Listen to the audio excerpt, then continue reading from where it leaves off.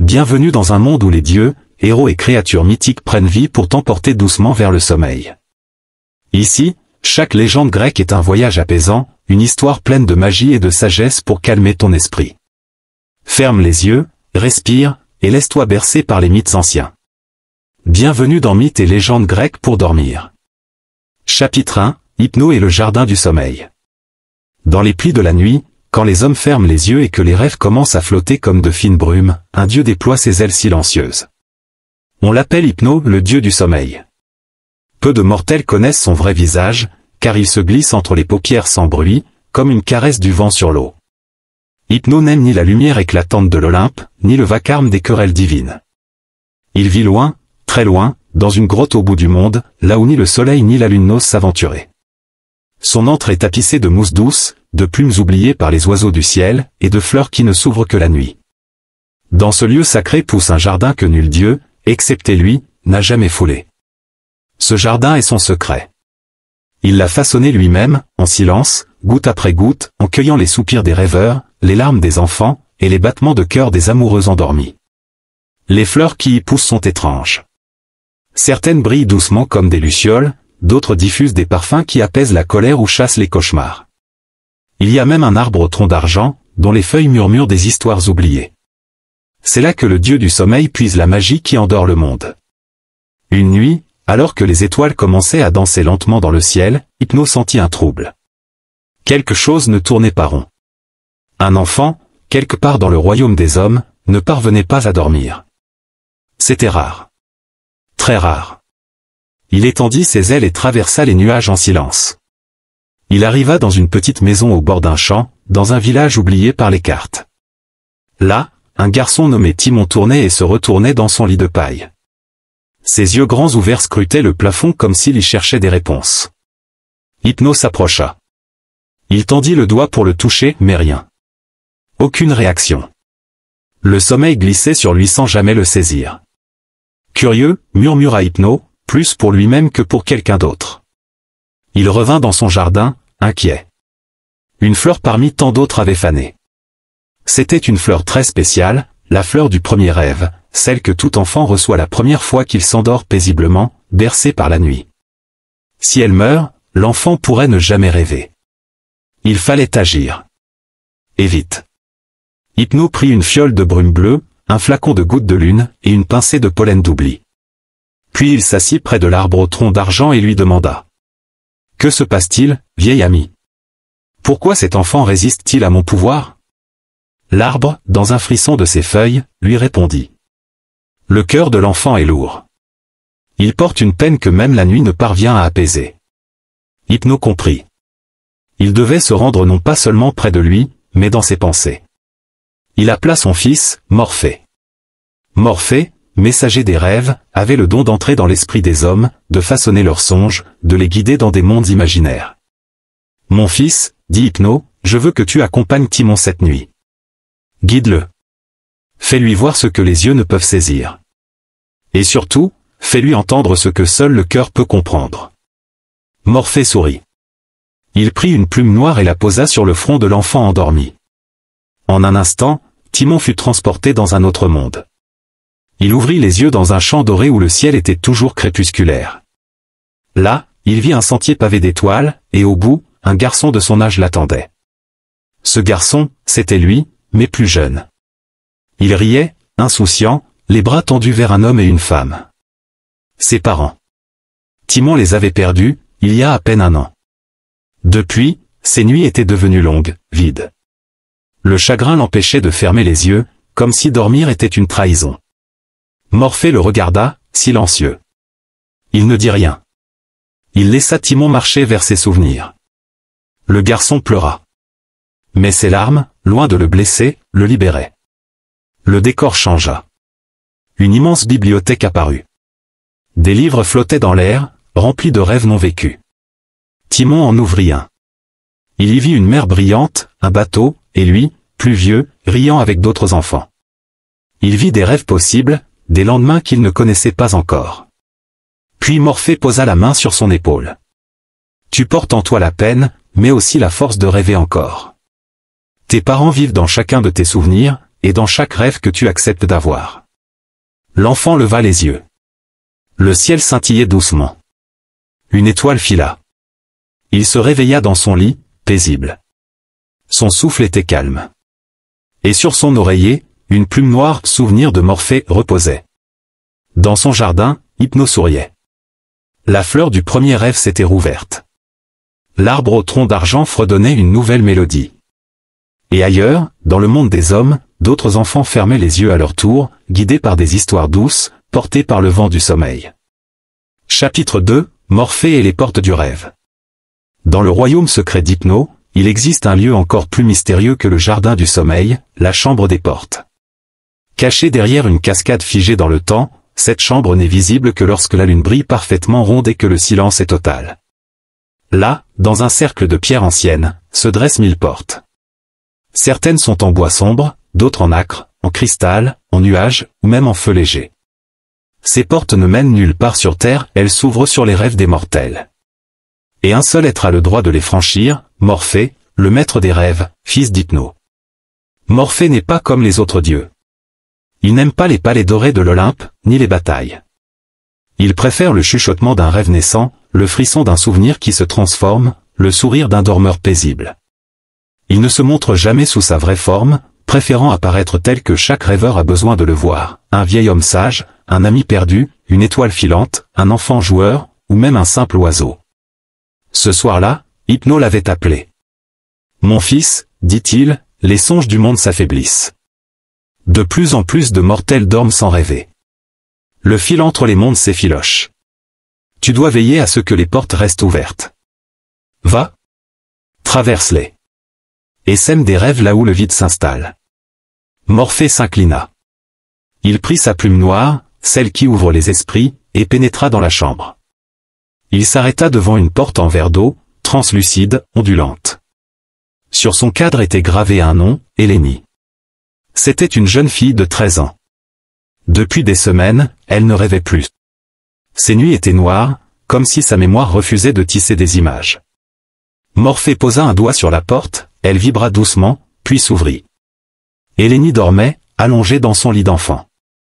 Elle respirait doucement, mais son visage était figé, comme si même le repos ne lui apportait aucune paix. Morphée se glissa dans son esprit. Tout était gris. Un monde sans couleur. Une plaine vide, balayée par un vent sans odeur. Hélénie y marchait, sans but. Où sont les rêves? Murmura Morphée. Il s'approcha d'elle, invisible, et souffla un vent léger. De son souffle naquit une fleur bleue, la première couleur apparut dans cette grisaille. Hélénie la vit. Elle s'en approcha. La toucha. Et soudain, un souvenir jaillit, une balançoire. Son grand-père, les bras ouverts. Un rire oublié. La couleur gagna le ciel. Morphée posa une main sur le sol, et celui-ci devint herbe. Il tendit le bras, et un arbre naquit. Dans cet univers intérieur, il façonnait un monde rien que pour elle. Mais alors qu'il tissait les couleurs, une ombre surgit. Une grande silhouette noire, sans visage.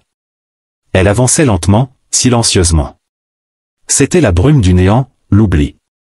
Elle vivait dans les rêves non rêvés, dans les cauchemars jamais exprimés. Et elle voulait tout avaler. Morphée se dressa entre elle et Hélénie. « Tu n'as pas ta place ici, » dit-il doucement. La brume hésita. Elle savait qu'elle ne pouvait vaincre Morphée, mais elle savait aussi que sans les souvenirs de l'enfant, le rêve ne pourrait durer. Hélénie regardait la scène, figée. « Qui êtes-vous » demanda-t-elle à Morphée. Il sourit. « Je suis celui qui donne forme à ce que ton cœur ose à peine imaginer. » « Pourquoi je ne rêve plus ? Parce que tu as eu peur d'oublier. Et pour ne pas oublier, tu as enfermé tes souvenirs dans une boîte si profonde, que même le rêve ne pouvait plus y entrer. » Hélénie baissa les yeux. « Je ne voulais pas oublier mon papou. Mais je crois que je l'ai fait. Tu ne l'as pas oublié. Tu l'as enfermé. Laisse-moi t'aider à ouvrir cette boîte. » La brume poussa un hurlement sourd. Elle fonça. Morphée leva sa plume et traça dans l'air un cercle de lumière. Autour d'Hélénie, les souvenirs affluèrent. Un goûter sur une terrasse, des histoires au coin du feu, des bisous sur le front. La brume se dispersa comme de la fumée. Hélénie ferma les yeux et dit. Je veux rêver de lui. Pas pour le retenir, mais pour lui dire que je vais bien. Morphée hocha la tête. Alors, rêve. Et elle rêva. Quand elle se réveilla, au matin, ses yeux étaient humides, mais son sourire était sincère. Sur sa table de chevet, une plume noire. Dans la chambre des portes, Morphée ressortit. La porte en verre d'eau était devenue de cristal bleu. Le rêve avait été sauvé. Mais il restait encore tant de portes. Il s'approcha d'une autre. Une vieille porte en bois rugueux, marquée par le temps. Le nom dessus était écrit dans une langue ancienne. Une langue oubliée depuis des siècles. Pourtant, Morphée comprenait tous les noms, même ceux des temps d'avant. Il entra. Cette fois, ce n'était pas un enfant. C'était un vieil homme, Nicandro, allongé dans un lit de pierre dans une grotte, quelque part dans un monde sans carte. Ses cheveux étaient blancs comme neige. Il dormait d'un sommeil profond, trop profond. Morphée entra dans son esprit et fut surpris, ici, il n'y avait pas de vide. Il y avait un océan. Un vaste océan de souvenirs. Des vagues entières de vie, des tempêtes d'émotions, des îles de solitude, et un vent porteur de légendes. Nicandro était un rêveur. Un vrai. Mais il était vieux, et son esprit se fatiguait. Morphée sentit que le vieil homme s'apprêtait à partir, à quitter ce monde. Alors il fit ce qu'aucun dieu n'avait jamais osé. Il offrit un dernier rêve. Un rêve de jeunesse, de lumière, d'éternité. Il transforma l'océan en un navire. Il fit apparaître la femme qu'il avait aimée autrefois, les enfants devenus grands, les rires, les chansons des tavernes, les routes de marbre blanc. Nicandro se vit jeune à nouveau. Il se tenait droit sur le pont du navire, le vent dans les cheveux. Il leva les yeux vers le ciel. Là, parmi les étoiles, il vit son destin. Morphée murmura. Que ce dernier rêve te berce jusque dans l'éternité. Et Nicandro sourit. Son cœur cessa de battre, mais son esprit naviguait encore, porté par la mer des souvenirs. Morphée referma la porte. Elle devint de marbre doré, puis se dissipa lentement dans la lumière. Elle n'avait plus besoin d'exister. Dans le jardin d'Hypno, les fleurs s'agitaient doucement. Les rêves étaient vivants. Les portes tenaient bon. Mais Morphée savait qu'il devrait revenir, encore et encore, pour entretenir ce fragile équilibre entre les mondes. Car tant qu'il y aurait des cœurs battants, il y aurait des rêves à protéger. Chapitre 3, Pégase, le cheval des nuages. Dans les cieux bien au-dessus des montagnes, au-delà même du trône de Zeus, volait un être à la fois majestueux et silencieux, Pégase, le cheval ailé. Né de la mer et du sang d'un monstre, fils de Poséidon et frère des tempêtes, Pégase aurait pu être fougueux comme l'orage. Pourtant, il était calme. Libre. Il ne se laissait pas dompter par les dieux, ni enfermé dans les temples. Il errait où bon lui semblait, choisissant ses compagnons non pas parmi les héros, mais parmi les cœurs purs. Quand le soleil se couchait, quand les étoiles commençaient à cligner dans le velours du ciel, Pégase quittait les vents du jour pour monter plus haut, vers les nuages du sommeil. Là où le monde devient paisible et où les rêves se déposent comme des plumes. Il y avait une rumeur, transmise en silence parmi les étoiles. Si tu vois Pégase dans le ciel, ferme les yeux. Il t'emmènera là où tu ne savais même pas que tu voulais aller. Un soir d'été, alors que le vent tiède caressait les feuillages, une petite fille prénommée Iris observait le ciel depuis la terrasse de sa maison. Elle avait 9 ans, les cheveux en bataille, et des yeux couleur d'amande. Iris aimait les histoires. Elle en inventait chaque nuit, avant de dormir. Mais ce soir-là, aucun conte ne venait. Son esprit était lourd. Son père, un marin, était parti depuis des semaines. Elle rêvait de voler au-dessus des mers pour le retrouver. Si j'étais un oiseau, soupira-t-elle, je volerais jusqu'à lui. C'est alors que, tout là-haut, une lumière traversa les étoiles. Ce n'était pas une étoile filante, non. C'était plus grand. Plus doux. Silencieux. Pégase. Iris ne le savait pas encore, mais cette nuit, son souhait allait être entendu. Elle s'endormit sans bruit, le cœur encore serré, les bras entourant son oreiller comme si c'était son père. Dans son sommeil, un vent léger passa sous sa fenêtre. Il entra, tourna autour d'elle, et l'emporta doucement. Quand elle ouvrit les yeux, elle n'était plus dans sa chambre. Elle était sur le dos d'un cheval blanc aux ailes immenses, galopant dans le ciel étoilé. Le monde en dessous n'était qu'un tapis de brume, et tout autour, le ciel scintillait. « Tu es Pégase ?» demanda-t-elle. Le cheval tourna légèrement la tête, ses yeux brillants comme de lune. Il ne parlait pas. Il n'en avait pas besoin. Iris comprenait tout sans un mot.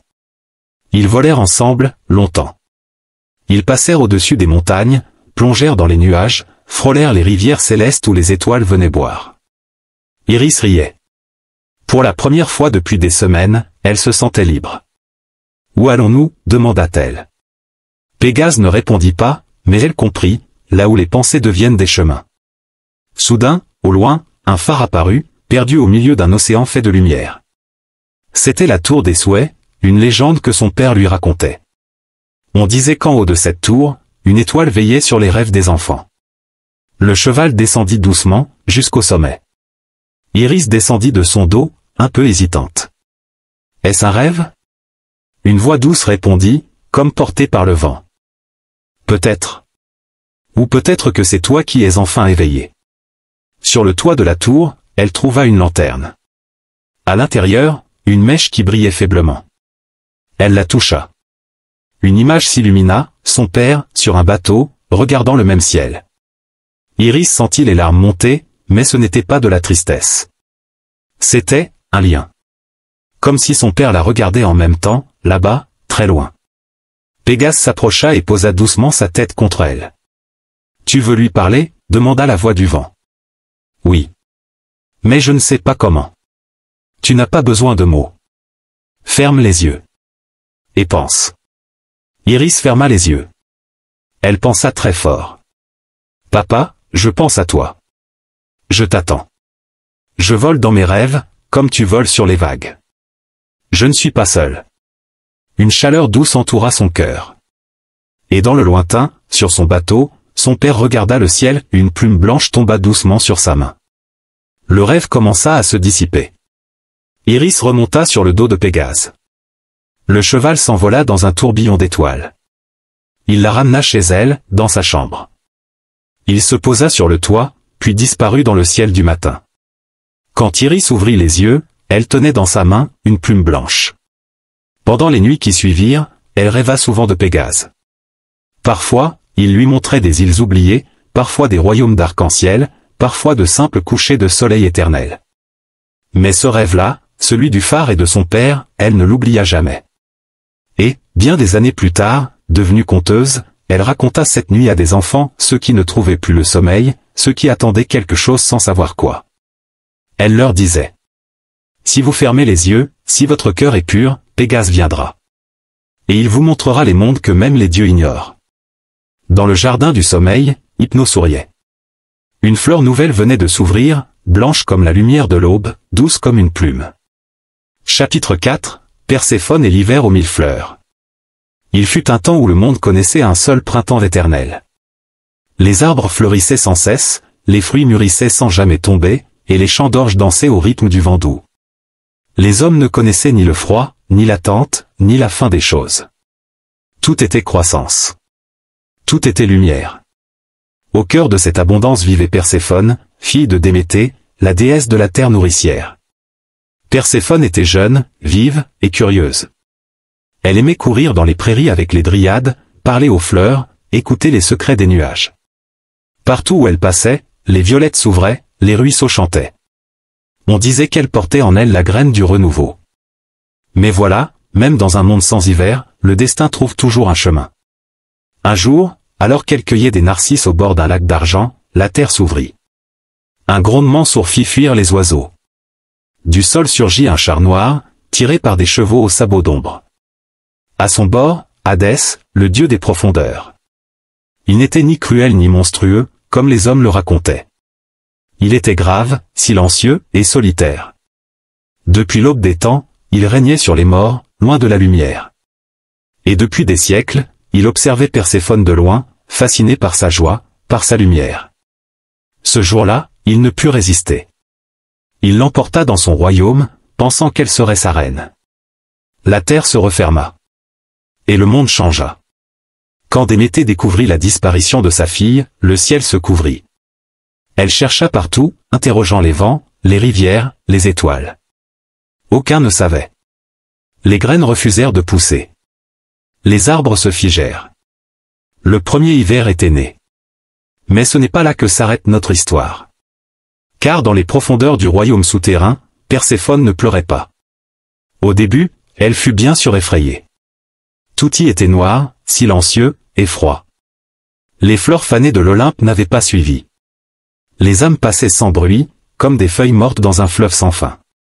Mais peu à peu, Perséphone regarda autrement. Elle vit que dans cette obscurité, il y avait aussi de la paix. Elle vit que les morts ne criaient pas. Ils reposaient. Et dans leur repos, il y avait un autre genre de beauté. Hadès ne lui parlait pas beaucoup. Il l'observait de loin, craignant d'avoir tout gâché. Un soir, elle s'approcha de lui. « Pourquoi m'as-tu amené ici ?» demanda-t-elle. Il baissa les yeux. « Parce que j'étais seul. Et toi, tu étais lumière. J'ai voulu t'enfermer, mais je vois maintenant que c'était une erreur. » « Tu ne m'as pas enchaîné, répondit-elle doucement. J'ai vu les chaînes, et j'ai choisi de rester, un temps. Pourquoi? Parce qu'ici aussi, les cœurs ont besoin de fleurs. Et elle posa les mains sur la terre sombre. D'un geste doux, elle fit pousser la première fleur des enfers, une anémone pâle, blanche comme la lune. Les morts s'arrêtèrent. Ils regardèrent. Et pour la première fois depuis des millénaires, un sourire parcourut les rangs silencieux. Hadès pleura. Pendant ce temps, Zeus, roi de l'Olympe, intervint pour apaiser Déméter. Il promit que Perséphone reviendrait chaque année au printemps. Mais ayant mangé quelques graines de grenade, elle était liée au monde d'en bas. Elle y retournerait chaque hiver. Et ainsi naquirent les saisons. Quand Perséphone remonte à la surface, la joie revient, les fleurs dansent, les mers sourient. Quand elle redescend, le monde se couvre d'un manteau blanc, et tout se tait. Mais ce silence n'est plus vide. C'est un repos. Un sommeil profond. Un rêve d'anémone. Depuis ce temps, on dit que l'hiver n'est pas une punition. C'est simplement le temps où Perséphone descend réchauffer les cœurs oubliés. Et si tu dors pendant l'hiver, si tu écoutes bien, tu peux entendre sa voix dans le vent froid. Tout refleurira. Même après la nuit. Même après le silence. Dans la grotte d'Hypno, les fleurs de givre s'ouvrent au passage de cette reine lumineuse. Morphée lui offre un sourire. Il connaît bien celle qui apporte des rêves même là où tout semble éteint. Et quand tu dors, quand ton monde devient silencieux et que tes pensées s'envolent, c'est peut-être elle qui t'accompagne, portant une lanterne de lumière douce et une couronne de saison. Chapitre 5, Orphée et la musique qui traverse les ombres. Il était une fois, dans un village niché au bord d'une rivière claire, un jeune homme nommé Orphée. Orphée n'était pas un héros guerrier, ni un roi puissant. Non, son pouvoir était autre, il possédait la musique la plus douce que le monde ait jamais entendue. Sa lyre, faite d'or et de bois sacré, chantait des mélodies qui calmaient les bêtes sauvages, apaisaient les tempêtes, et faisaient sourire les étoiles. Mais Orphée avait un secret, il aimait une femme, Eurydice, dont la voix était aussi pure que le ruisseau de leur village. Un soir d'été, alors que la lune baignait la forêt d'une lumière argentée, Eurydice s'aventura dans les bois. Elle cueillait des fleurs pour Orphée, pour que sa maison soit pleine de couleurs et de parfums. Mais le destin, parfois, est un fil fragile qui se casse. Une vipère cachée mordit Eurydice. La douleur fut si forte qu'elle s'évanouit, puis disparut dans le royaume des morts. Orphée, fou de douleur, décida de partir à sa recherche. Il descendit dans les enfers, ce royaume sombre où nul vivant ne va sans craindre. Mais Orphée ne trembla pas. Il savait que sa musique était sa lumière. Au fil des ombres, sa lyre résonna, plus douce encore que le murmure d'un ruisseau. Les âmes s'arrêtèrent, les esprits se turent. Même Hadès, maître des lieux, s'émerveilla. « Chante encore, Orphée, dit-il. Ta musique est un pont entre la vie et la mort. » Orphée joua, ses doigts caressant les cordes, et dans cette musique naquit un espoir, Hadès accepta de laisser Eurydice revenir. Mais il posa une condition. Tu la conduiras hors des ténèbres. Mais tant que tu ne seras pas hors du royaume, tu ne pourras pas te retourner pour la regarder. Orphée accepta. Ils avancèrent, pas à pas, dans ce monde silencieux. Eurydice suivait, invisible mais présente. Orphée sentait son souffle léger, comme une brise sur une fleur. Mais à l'orée du royaume, pris d'un doute et d'une peur immense, il se retourna. Et elle n'était plus là. Le chagrin d'Orphée fut immense, mais il comprit une chose essentielle. Ce n'était pas la peur qui l'avait séparé d'Eurydice. C'était le doute. Alors il reprit sa lyre, et joua. Pas pour ramener les morts, mais pour faire grandir la lumière dans les cœurs. De cette histoire est née une légende douce, qui traverse les âges. Que la musique, même fragile, est la plus belle des magies.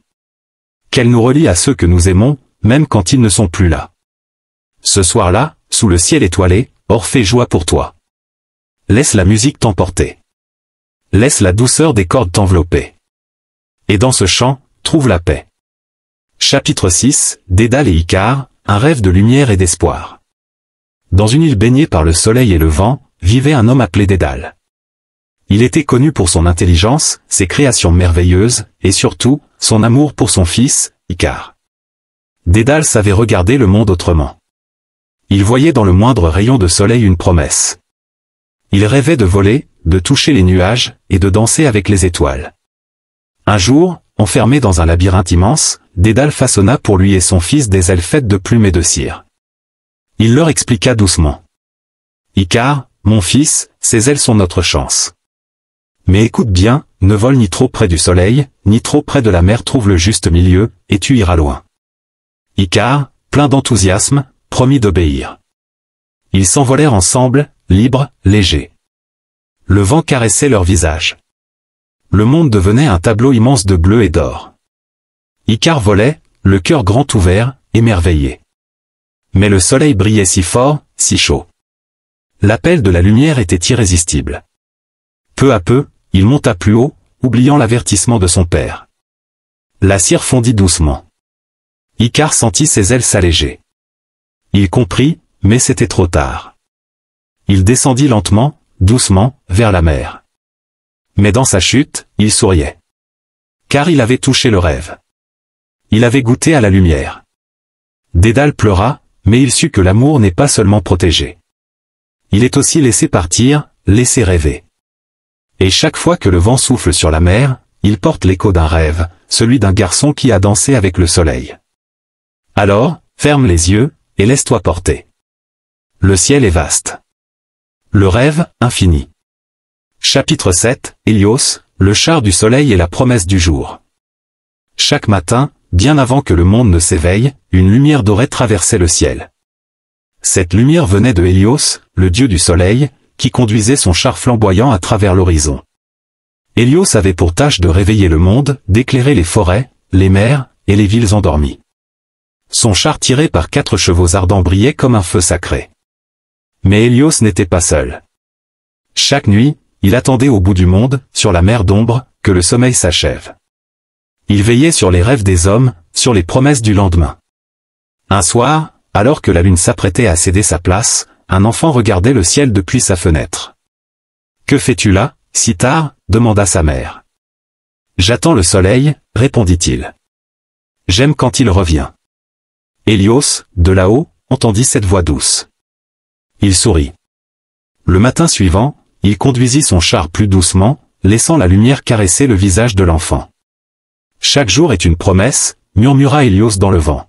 « Une chance de recommencer, de rêver, d'aimer. Et lorsque tu te réveilles, que le ciel s'embrasse de couleurs, souviens-toi que c'est Hélios qui t'offre un nouveau départ. Alors, ferme les yeux, respire profondément. Laisse le soleil entrer en toi. Demain est un cadeau. » Chapitre 8, Nyx, la déesse de la nuit et des rêves silencieux. Quand le soleil disparaît doucement derrière les montagnes, et que le ciel s'assombrit, une silhouette élégante glisse silencieusement entre les étoiles. C'est Nyx, la déesse de la nuit. Elle déploie son voile d'encre, parsemé d'étoiles, et enveloppe le monde dans un manteau de paix. Nyx ne craint pas l'obscurité. Pour elle, la nuit est un refuge, un lieu où les rêves prennent vie et où les âmes se reposent. Elle murmure aux étoiles des secrets anciens, danse avec les ombres, et veille sur ceux qui s'endorment. Une légende raconte que si tu regardes bien, tu peux apercevoir sa silhouette délicate au milieu des constellations. Elle t'invite à fermer les yeux et à suivre ses pas, doucement, vers un monde où tout devient calme. Sous son regard, les peurs s'effacent, les douleurs s'apaisent. La nuit devient douce, tendre, un berceau de rêve. Alors, quand vient le moment de dormir, pense à Nyx. Laisse-la t'emporter vers le silence. Là où les étoiles veillent. Là où les rêves s'envolent. Chapitre 9, les sirènes, chant des profondeurs et douceur des vagues. Au bord des mers profondes, là où l'écume caresse doucement les rochers, vivent les sirènes. Mais contrairement aux histoires qui font peur, ces sirènes chantent pour apaiser les âmes errantes. Leur voix est une caresse, un murmure qui berce les vagues et guide les marins fatigués vers des rivages paisibles. Une nuit, un jeune marin, perdu sous un ciel étoilé, entendit leur chant. Il s'arrêta, tendit l'oreille, et la peur s'évanouit. Le chant était comme une couverture chaude sur ses épaules, un souffle doux qui lui disait « Tu n'es pas seul, tu es en sécurité ». Les sirènes, gardiennes des eaux profondes, n'attendaient rien d'autre que de partager ce moment de paix. Elles dansaient sous la lune, leur voix tissant des rêves d'étoiles et de mer calme. Si un jour tu écoutes la mer et que tu entends un chant léger, sache que c'est leur façon de veiller sur toi. Alors, ferme les yeux. Écoute le souffle des vagues. Laisse-toi bercer par le chant des sirènes. Chapitre 10, Hermès, le messager aux sandales d'air et ses rêves de voyage. Hermès, dieu aux sandales ailées, aimait plus que tout parcourir les cieux et la terre. Il voyageait sans cesse, portant messages et rêves entre les dieux et les hommes. Mais il avait un secret bien gardé, il était aussi le gardien des songes, celui qui s'assurait que les rêves arrivent en paix. Chaque nuit, Hermès chaussait ses sandales d'air, légères comme une plume, et s'envolait pour guider les rêves doux vers ceux qui dormaient. Il déposait des étoiles scintillantes dans leurs pensées, et emportait les cauchemars au loin, loin, très loin. Un soir, il rencontra un enfant qui ne parvenait pas à dormir. Hermès s'approcha doucement, lui tendit une plume d'or et lui chuchota. Cette plume est un talisman. Quand tu doutes ou que la peur vient, serre-la fort, et je serai là, près de toi. L'enfant sourit et s'endormit. Depuis ce temps, Hermès veille sur chacun de nous, messager des nuits tranquilles et des voyages enchantés. Alors, ferme les yeux, et laisse Hermès t'emporter dans ses ailes d'air. Le monde des rêves t'attend. Chapitre 11, Artémis, la déesse de la lune et des forêts endormies. Lorsque la lune s'élève haut dans le ciel, une lumière argentée inonde les forêts profondes. C'est Artémis, déesse de la lune et protectrice des animaux, qui veille sur les bois endormis. Elle marche silencieusement entre les arbres, ses pas ne réveillant aucun oiseau, aucune bête. Dans ses mains, une torche de lumière douce éclaire le chemin des créatures nocturnes. Les cerfs s'arrêtent, les renards se blottissent, les chouettes ouvrent grand leurs yeux. Tous savent qu'Artémis est là, leur gardienne fidèle. Artémis invite ceux qui ont du mal à trouver le sommeil à écouter le bruissement des feuilles, à sentir le parfum de la terre fraîche, à se laisser bercer par la mélodie du vent. Sous son regard bienveillant, les forêts deviennent un refuge paisible. Et toi aussi, tu peux fermer les yeux et suivre son chemin lumineux, pour glisser doucement dans le sommeil. Chapitre 12, le voyage de Psyché et l'amour éternel. Il était une fois, une jeune femme nommée Psyché, dont la beauté rivalisait avec celle des déesses. Mais ce qui la rendait unique, c'était son cœur pur et son courage immense. Psyché tomba amoureuse d'un mystérieux dieu, héros, maître des cœurs et des passions. Leur amour était profond, mais caché, car Psyché devait traverser de nombreuses épreuves pour mériter ce lien précieux. Chaque nuit, guidée par l'espoir et la confiance, elle franchissait des obstacles, toujours soutenue par la lumière douce de son amour. Un jour, après un long voyage, Psyché trouva la paix.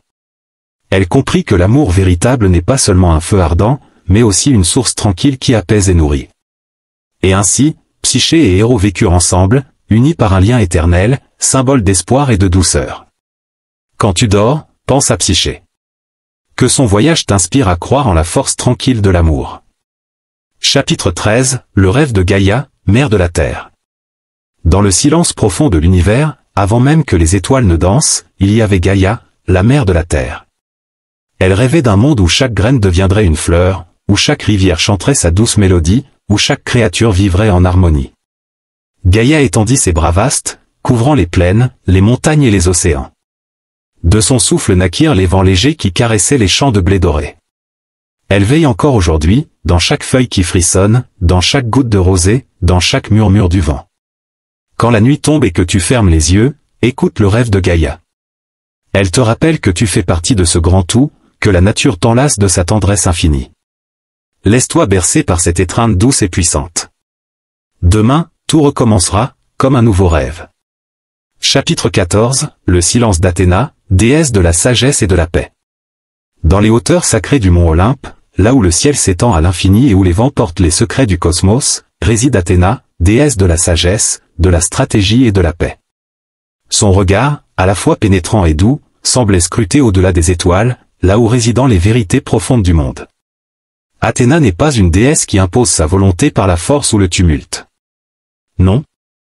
Elle incarne la puissance silencieuse, la clarté intérieure, l'équilibre subtil entre le courage et la réflexion. La naissance d'Athéna, éclat de sagesse. Athéna est née d'un événement aussi spectaculaire que mystérieux. Zeus, le roi des dieux, portait en lui un grand mal de tête, un mal de tête si intense que le monde en ressentait l'écho. Alors, d'un coup, et dans un éclat fulgurant, Athéna jaillit toute armée du crâne de Zeus, portant un casque étincelant, une lance légère et un bouclier orné de la tête de Méduse. Cette naissance symbolise l'essence même de la sagesse, elle naît dans le silence, dans la réflexion, au cœur des tempêtes intérieures. Athéna est la fille de la pensée claire, de la stratégie bien pesée, de la paix forgée dans la connaissance. Athéna, déesse silencieuse et gardienne de la paix. Au cœur de la mythologie grecque, Athéna est connue pour son rôle de médiatrice, souvent appelée à calmer les conflits entre dieux ou entre mortels. Lorsqu'une dispute éclate, elle ne crie pas, ne brandit pas son arme.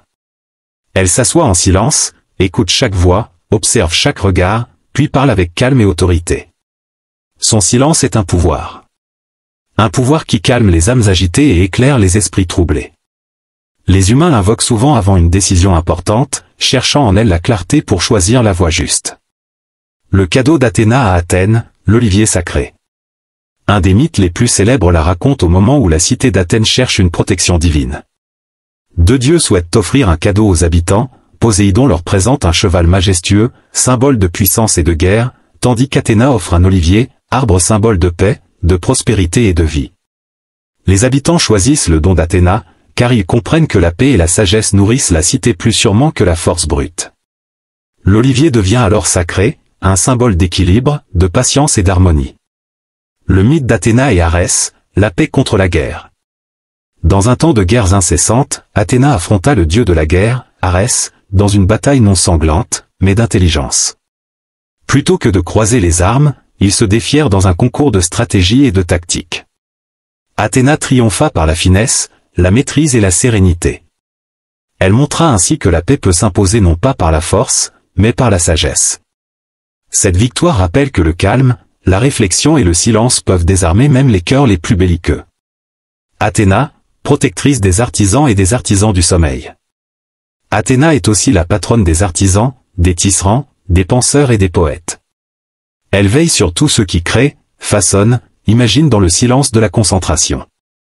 Comme pour toi qui écoutes cette histoire avant de t'endormir, Athéna inspire la créativité silencieuse et la paix intérieure nécessaire à toute œuvre. Athéna dans le sommeil et le rêve. On dit qu'Athéna visite parfois les rêves des hommes, apportant avec elle une lumière douce, une clarté qui dissipe les ombres de l'esprit troublé. Quand le sommeil est agité, ou quand les cauchemars s'approchent, elle enveloppe les rêves d'un manteau de calme et de sagesse. Un conte apaisant, la visite d'Athéna à une jeune fille. Il était une fois une jeune fille nommée Calista, qui vivait dans un village au pied du mont Olympe. Chaque nuit, elle craignait les ombres qui semblaient danser dans sa chambre. Une nuit, alors que le vent sifflait doucement dans les arbres, Athéna apparut dans un rêve. Elle tendit à Calista une petite branche d'olivier, brillante d'une lumière apaisante. « Tiens, dit-elle doucement, cette branche est un talisman.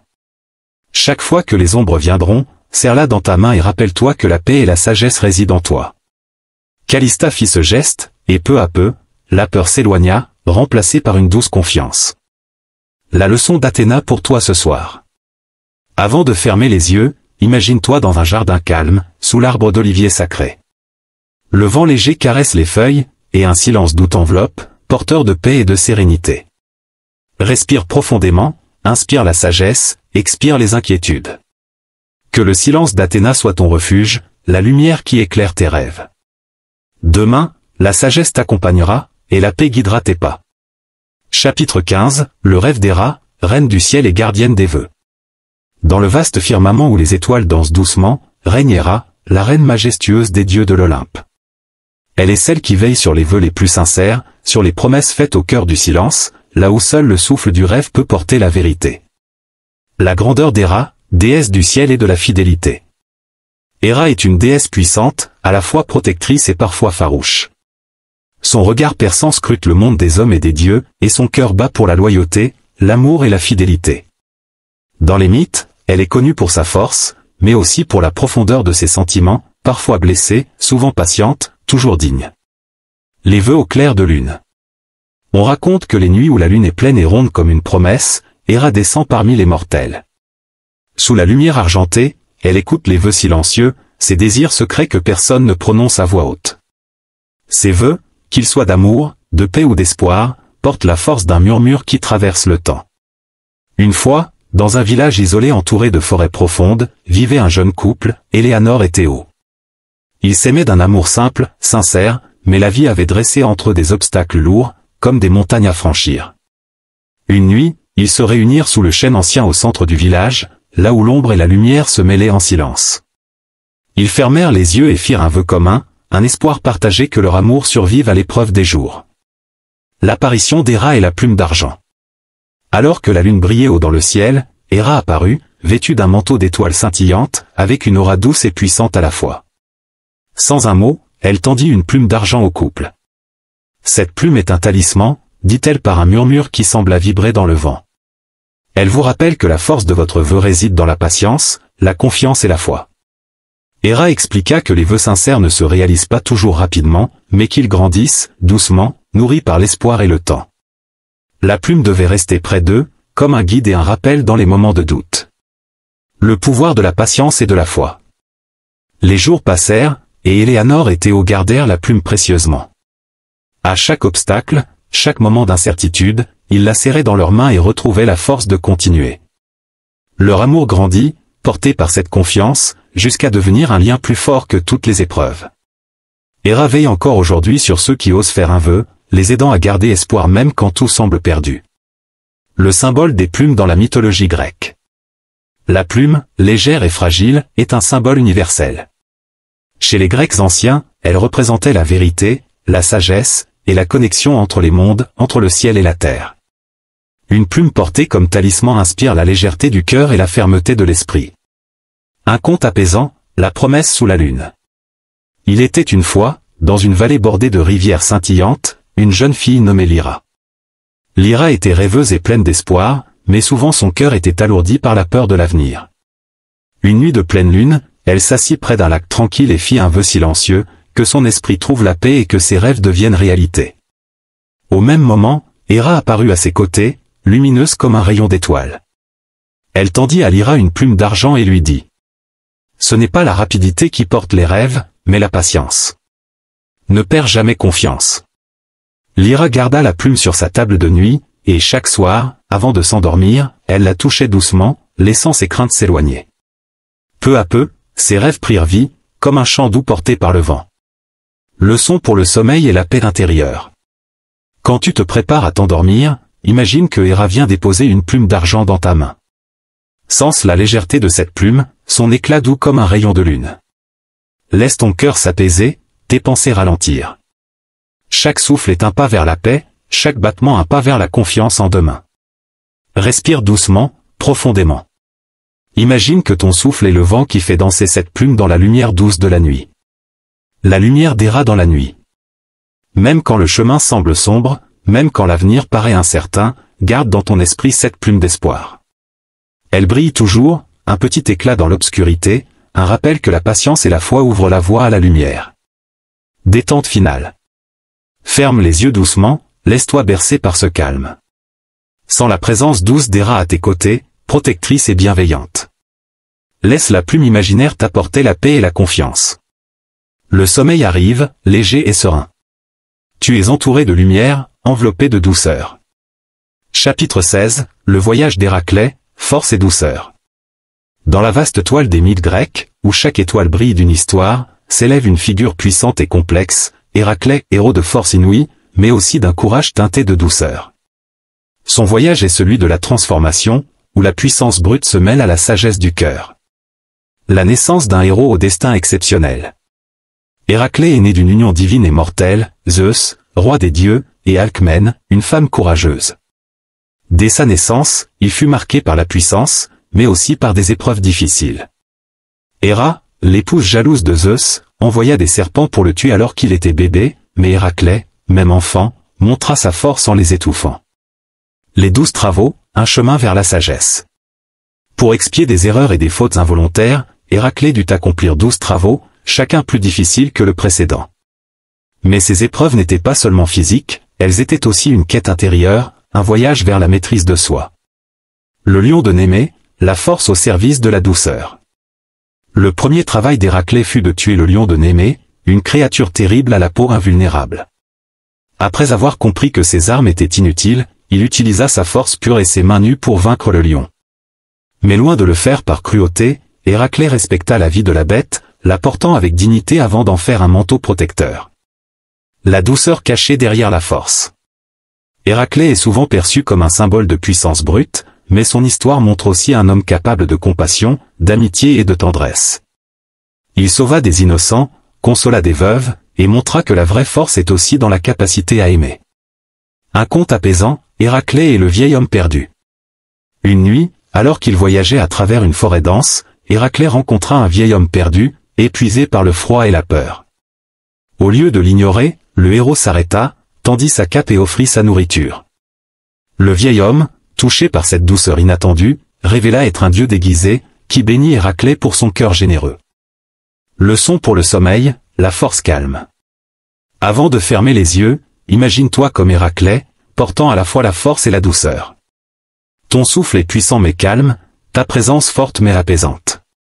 Tu es capable d'affronter les défis avec courage, mais aussi avec tendresse envers toi-même. Une invitation à la paix intérieure. Laisse ton corps se détendre, comme les muscles du héros après un long combat.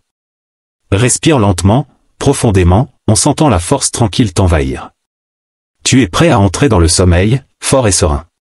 Chapitre 17, le secret de Déméter, gardienne des moissons et des rêves. Dans les vastes champs dorés qui s'étendent à perte de vue sous le ciel infini, règne Déméter, déesse des moissons, de la terre fertile et des cycles de la vie. Elle est celle qui veille, silencieuse et bienveillante, sur la croissance des grains et sur les rêves enfouis dans la terre. Déméter est le mystère des saisons. Le mythe le plus célèbre à propos de Déméter raconte la disparition de sa fille bien-aimée, Perséphone, enlevée par Hadès, dieu des enfers. Cette séparation donna naissance aux saisons, lorsque Perséphone est auprès de sa mère, la terre fleurit et donne ses fruits, lorsqu'elle descend aux enfers, la terre se fait froide et silencieuse. Le cycle de la vie et du repos. Déméter enseigne que la vie est faite de rythmes, de cycles où le repos est aussi nécessaire que l'effort. La terre, tout comme le corps et l'esprit, doit se reposer pour mieux renaître. Un conte apaisant, la promesse de Déméter à un village endormi. Il était une fois un petit village aux champs fertiles, où les habitants travaillaient dur pour faire pousser les récoltes. Un hiver particulièrement rude les plongea dans le doute et la peur de la famine. Une nuit, Déméter apparut dans un rêve à la plus jeune fille du village, Calia, et lui fit une promesse. Même dans la nuit la plus longue, la terre renaîtra. Garde la foi, car le sommeil est la promesse du renouveau. Le sommeil comme terre fertile. Déméter invite chacun à voir le sommeil non pas comme une fin, mais comme un début. Chaque nuit est une saison, un moment où l'esprit s'endort pour mieux fleurir au réveil. La sagesse dans le silence. Le silence des champs, le calme de la terre sous la neige, révèle une sagesse profonde. Déméter nous enseigne à écouter ce silence, à nous abandonner au cycle naturel. Une méditation douce pour la nuit. Avant de dormir, imagine-toi dans un champ vaste et paisible, le vent léger caressant les épis dorés. Respire l'air pur, sens la chaleur douce du soleil qui t'enveloppe. Laisse ton esprit se poser, comme la terre qui attend la prochaine saison. La lumière de Déméter pour la paix du cœur. Au cœur de la nuit, même lorsque tout semble figé, la lumière de Déméter brille doucement.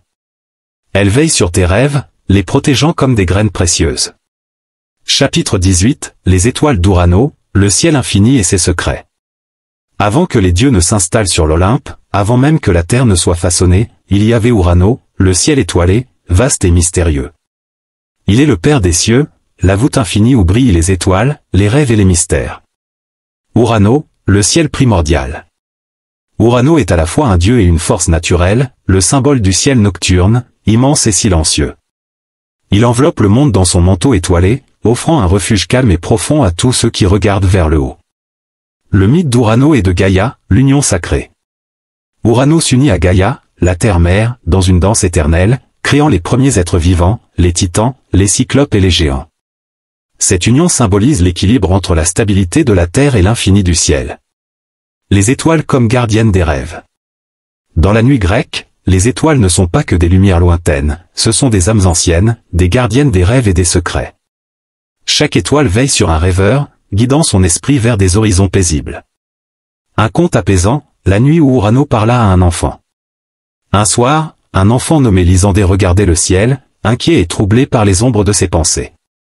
Urano apparut alors, sa voix douce comme un souffle de vent. Ne crains pas l'obscurité, car elle est le berceau des étoiles. Laisse ton esprit s'élever avec elle, et trouve la paix dans leur lumière. Lysandé sourit, et son cœur s'allégea, porté par la promesse du ciel. La méditation des étoiles. Avant de t'endormir, regarde mentalement le ciel immense, rempli d'étoiles scintillantes. Imagine que chacune d'elles est une lumière douce, une présence bienveillante qui veille sur ton sommeil. Respire calmement, et laisse cette lumière t'envelopper. La paix du ciel infini. Le ciel d'Urano nous rappelle que, même dans le silence le plus profond, il y a de la vie, de la lumière et de l'espoir. En fermant les yeux, imagine-toi flottant doucement dans cet espace infini, protégé et libre.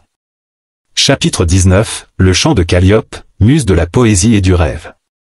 Au cœur de l'Olympe, parmi les 9 muses qui inspirent les arts, règne Calliope, la plus noble et la plus douce. Elle est la muse de la poésie épique, de la parole inspirée, et de ce chant profond qui berce les âmes en quête de rêve et de sens. Calliope, gardienne des mots. Calliope tient dans ses mains une tablette d'or où sont gravés les poèmes des dieux et des héros. Sa voix est douce, claire, et porte avec elle la magie des récits qui traversent le temps. La poésie comme voyage. La poésie, sous la guidance de Calliope, est un chemin vers l'intérieur, un voyage calme et apaisant à travers les paysages de l'âme. Elle invite à écouter le murmure des sentiments, à entendre les silences entre les mots. Un conte apaisant, le rêve de Calliope. Une nuit, Calliope descendit parmi les mortels, portant une lyre scintillante.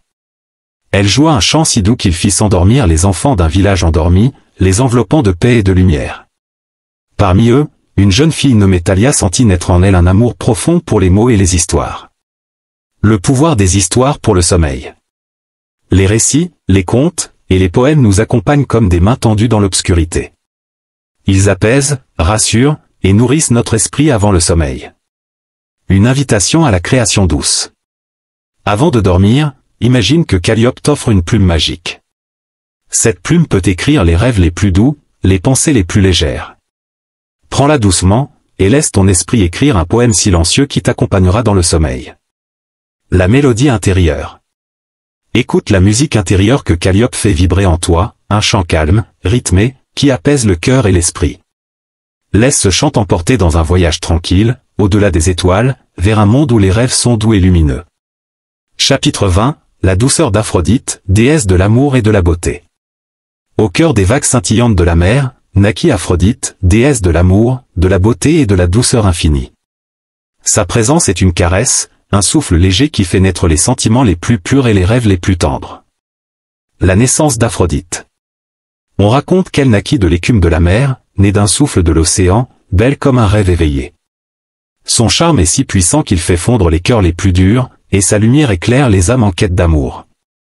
L'amour sous toutes ses formes. Aphrodite enseigne que l'amour n'est pas seulement passion, mais aussi douceur, patience et compréhension.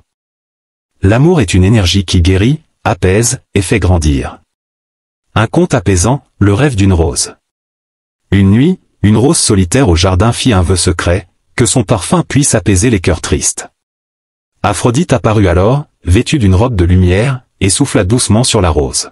« Ton parfum est un cadeau, murmura-t-elle. Il porte la douceur de l'amour à ceux qui en ont besoin. » Depuis ce jour, chaque souffle de rose emplit le monde d'une paix profonde. La douceur d'Aphrodite pour le sommeil. Avant de t'endormir, imagine une lumière douce, couleur de pétales de rose, qui t'enveloppe. Cette lumière est le souffle d'Aphrodite, un câlin chaleureux qui apaise chaque pensée, chaque émotion. Le pouvoir apaisant de l'amour. L'amour, même invisible, est une force qui protège et réconforte. laisse ton cœur s'ouvrir à cette douceur, et sens la paix grandir en toi. Une méditation tendre. Respire doucement, en imaginant un jardin de roses parfumées sous un ciel étoilé. Chaque souffle fait fleurir une nouvelle rose, porteuse de calme et de tendresse.